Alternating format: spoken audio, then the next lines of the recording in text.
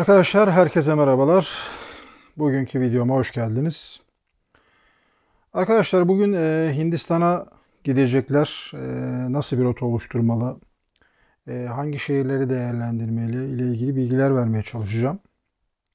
Şimdi bu videoda verdiğim bilgiler genelde Kuzey Hindistan ağırlıklı olacak.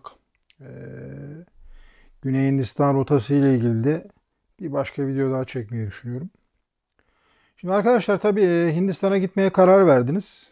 Tabii öncelikle vizeye ihtiyacınız var. Vize süreci ve nasıl alınacağıyla ilgili daha önce çekmiş olduğum bir video var. Ona bakabilirsiniz.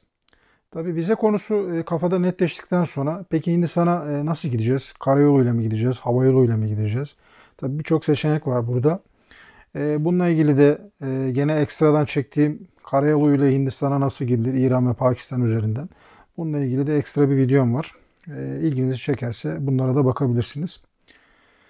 Tabii arkadaşlar şimdi Hindistan'a ilk defa gitmek isteyenlerin sürekli olarak kafalarını kurcalayan bir soru var.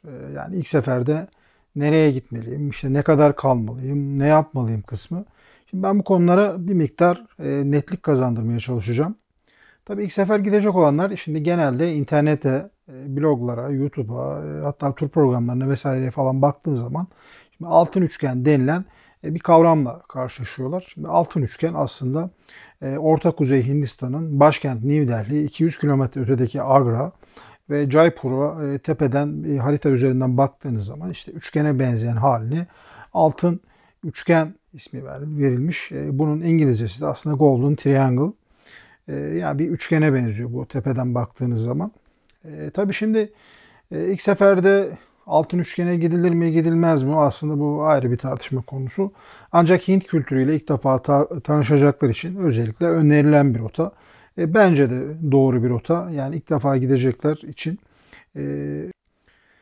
Şimdi tabii böyle bir rotada ülkeye öncelikli olarak genelde başkent New Delhi'den giriliyor. Alternatif olarak Jaipur'a da aktarmalı olarak gidebilirsiniz. Yani Jaipur'dan da giriş yapabilirsiniz. Bu arada bu uçuşu yapan firma Air Arabia. Şarjah'ta uzun süre aktarması vesaire falan olsa da eğer Jaipur'dan başlamak isterseniz böyle bir seçenek var. Onu da arada size aktarmış olayım. Tabii şimdi New Delhi'den girdiğiniz zaman genelde yapılan şey hızlıca Agra'ya geçmek oluyor. Genelde eğer uçağınız sabaha yakın erken saatlerdeyse sabah saatlerinde New Delhi Tren Station'dan veya Hazreti Nizamettin'den Tac Express vesaire gibi bir takım trenlerle 2,5-3 saat gibi bir zamanda Agra'ya arkadaşlar ulaşabiliyorsunuz. Tabii şimdi Agra'ya ulaştınız. Yani Agra'da ne kadar zamana ihtiyacınız var?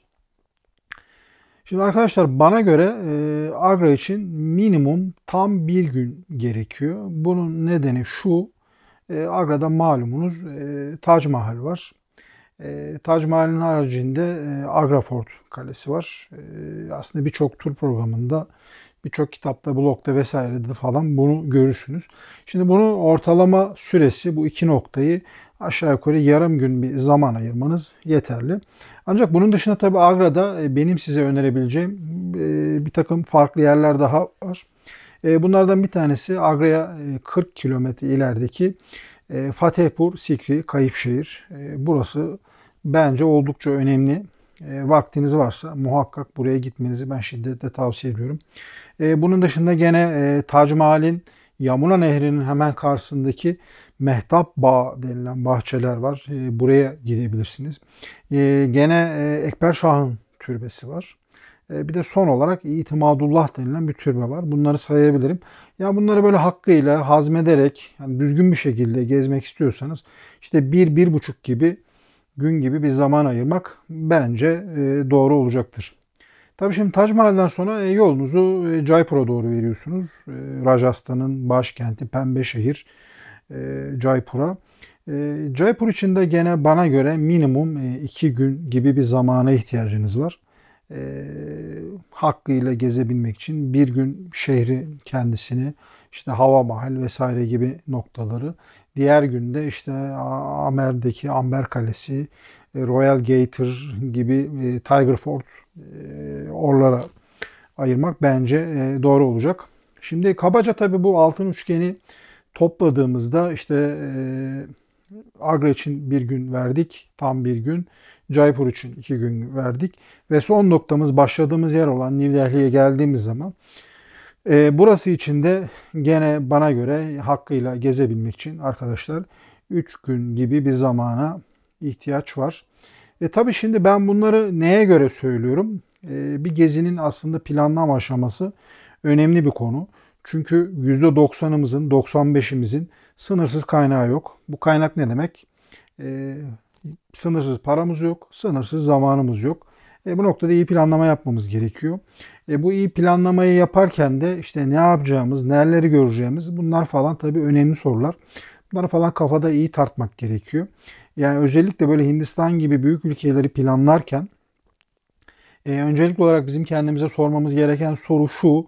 Ben böyle bir gezi için kaç gün ayırabilirim? Bu soru bence önemli. İkincisi benim şu an sizde vereceğim bilgiler doğrultusunda bunların ikisini harmanladığınızda tabii ortaya bir sonuç çıkacak. Çıkan sonuca göre bazı şeyleri eleyeceksiniz, bazı şeyleri görmek isteyeceksiniz, bazı şeyleri ya şimdilik yapacak bir şey yok deyip geçeceksiniz. Bunun zaten çok da başka bir yolu yok.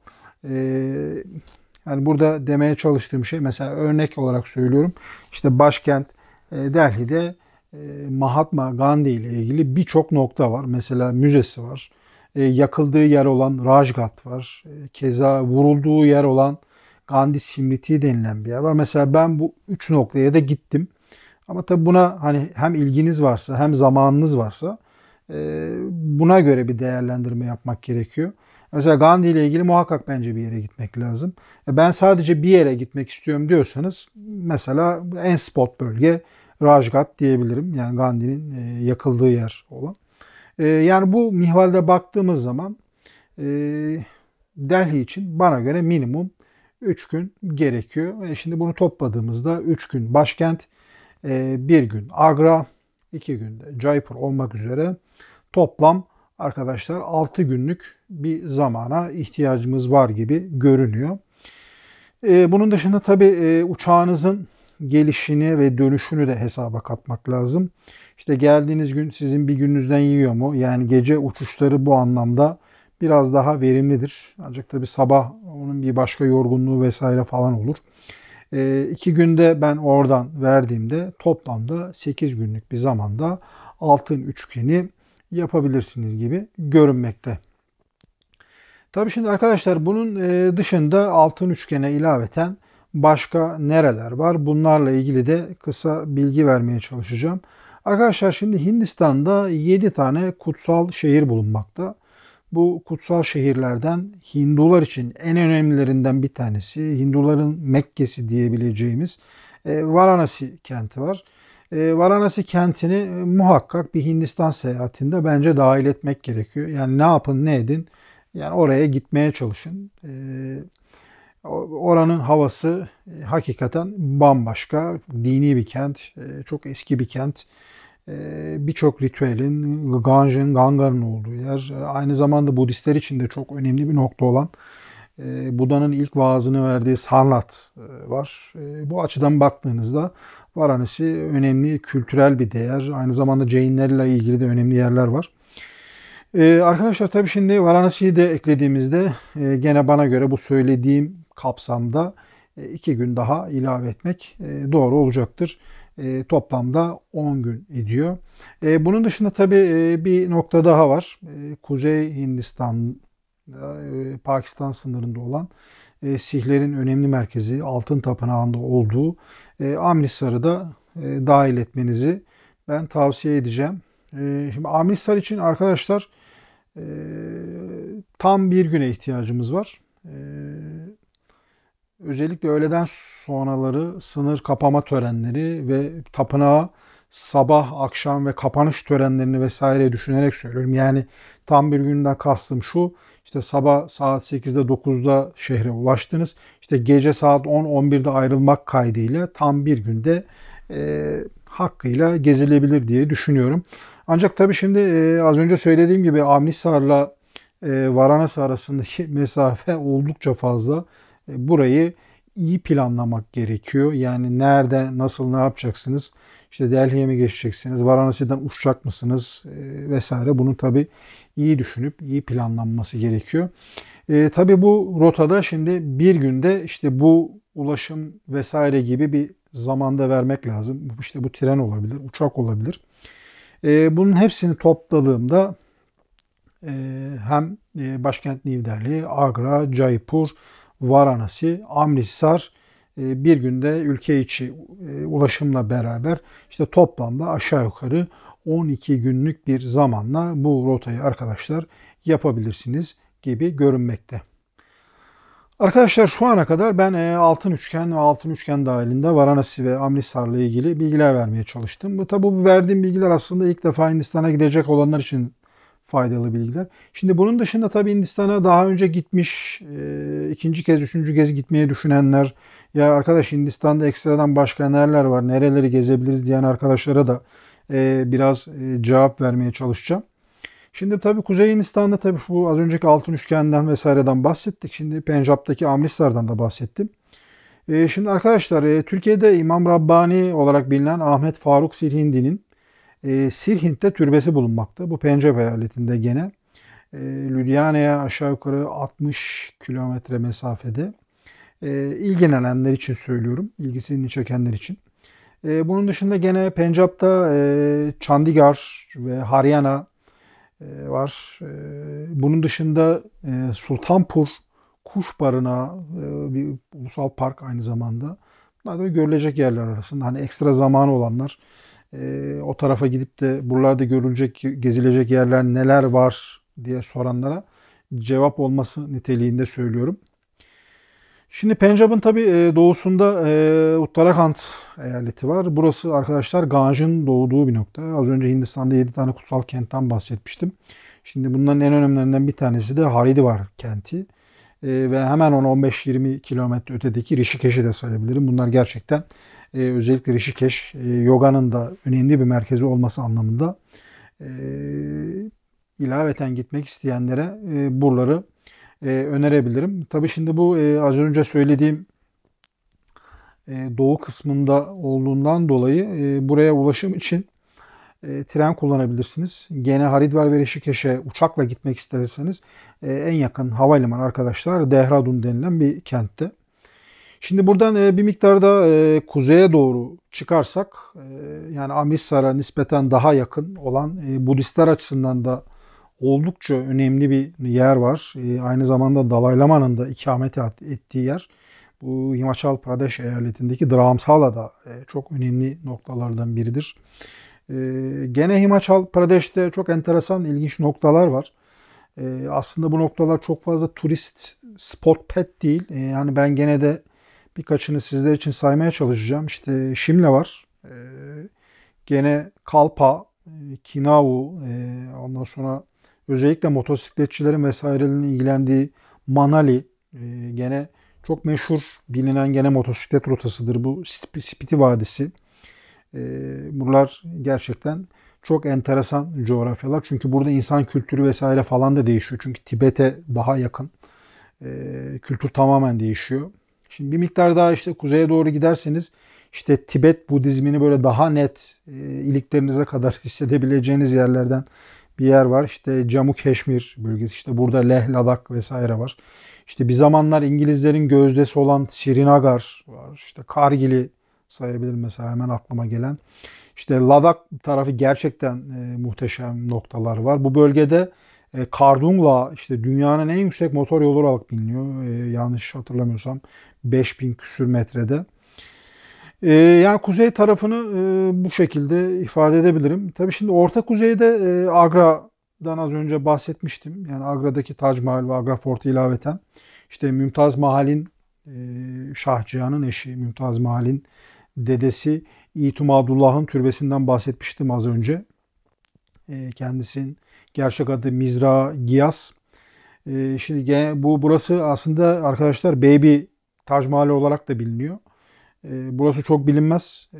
Tavsiye ederim gitmek isteyen, görmek isteyen arkadaşlar için. Gene az önce bahsetmiştim. Tekrar bahsediyorum. Agra'nın 40 kilometre ötesindeki kayıp şehir Fatehpur Sikri'de muhakkak bir agra rotasında bence değerlendirilmeli. Gene Ekber Şah'ın Agra'nın 20 kilometre ötesinde kalan mozolesi var. Burayı da özellikle şiddetle tavsiye ediyorum.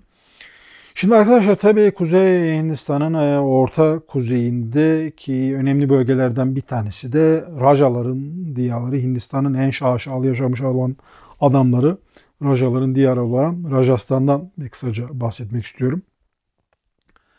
Arkadaşlar tabii Raja Sanskritçe'den geliyor. Soylu toprak sahibi gibi bir anlamı var.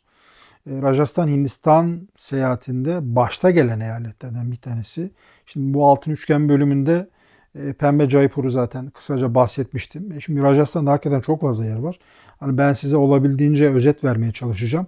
Şimdi ilk vereceğim yerlerden bir tanesi UNESCO Dünya Kültür Mirası listesinde olan Kaleedo Ulusal Parkı var. Bu Baharatpur ve diğer önemli nokta Sariska Kaplan Koruma Alanı ve Ranthambore Ulusal Parkları var arkadaşlar. Bu parklar özellikle Ranthambore oldukça başarılı. Burada Hint Bengal kaplanı görme şansınız var. Gene Rajasthan'da çok fazla bilinmeyen ancak gezmeye değer noktalar var. Tabii ki bana göre. Mesela bunlardan bir tanesi Alwar sayabilirim. Mandava gene çok enteresan yerlerden biri. Shekhwati mesela oldukça ilginç yerlerden bir tanesi de. Burada çok enteresan, ilginç haveliler vesaireler falan var. Bunlar çok az bilinen noktalardır. Tabii bunun dışında şimdi herkesin duyduğu, bildiği yerleri de kısaca ifade edeyim. İşte bunlardan bir tanesi Ajmer arkadaşlar. Ajmer önemli bir yer. Özellikle Hindistan'ın Müslüman topluluğu için oldukça önemli bir yer. Muhyiddin Cisti Hazretleri'nin burada bir türbesi var. Gene burada 20 kilometre ötede Hindistan Hindular için çok önemli kutsal olan yerlerden göl çevresindeki Pushkar kenti var. Burası oldukça önemli. Tekrar gitmeyi düşünenler burayı bence muhakkak değerlendirmeli. Hatta Pushkar'da meşhur deve festivali var. Her yıl düzenleniyor. Bunun dışında arkadaşlar Jodhpur'u sayabilirim. Burada Hindistan'ın en büyük kale saraylarından olan Mehrangar var. Mavi şehir olarak biliniyor burası. Gene Kuzey Hindistan'ın Venedik'i sayılan Udaipur çok güzel bir kent. Şiddetle tavsiye ediyorum Udaipur'u. Gene bu Udaipur Jodhpur arasında kalan yerde Ranakpur denilen bir yer var. Burada bir Jain tapınağı var. Çok ünlü. İlgisi olan, ilgilenen, mimariden vesaireden ilgilenen arkadaşlar için özellikle tavsiye edebileceğim yerlerden bir tanesi. Gene bu bölgede Mount Abu var. Abu Dağı. Burada da enteresan yerler var. Gene Rajasthan'da Bikaner ve Fare Tapınağı olarak bilinen Karnimata Deşnok köyünde. Burayı sayabilirim Rajasthan'da. Tar Çölü'nde yer alan Jaisalmer çölün incisi. O da mesela çok ilginç noktalardan bir tanesi arkadaşlar. Gene Rajasthan'da Chittagong var. Burayı sayabilirim. Kumbhalgarh var arkadaşlar. Burayı sayabilirim. Yani Hindistan'da gezilecek, görülecek yer çok fazla hakikaten. Şimdi bunun dışında arkadaşlar Kuzey Hindistan kısmı aslında bu şekilde toplayabiliyorum. Bir diğer videomda Güney Hindistan ve gene Güney Hindistan'ın aslında doğu tarafında kalan Uttar Pradesh eyaletinin alt kısmı Bihar, gene Batı Bengal'deki Kalküta, Orissa, işte alt taraftaki Tamil Nadu, Chennai, Kerala, güney ile ilgili ayrı bir video yapacağım. Arkadaşlar Kuzey Hindistan rotası ile ilgili benim vereceğim bilgiler bu kadar. Umarım videoyu faydalı bulmuşsunuzdur. Eğer videoyu faydalı bulduysanız beğenip kanalıma abone olmayı lütfen unutmayın. Ayrıca Instagram hesabımızda takip edebilirsiniz. Bir sonraki videoda görüşmek üzere. Herkese selamlar, sevgiler.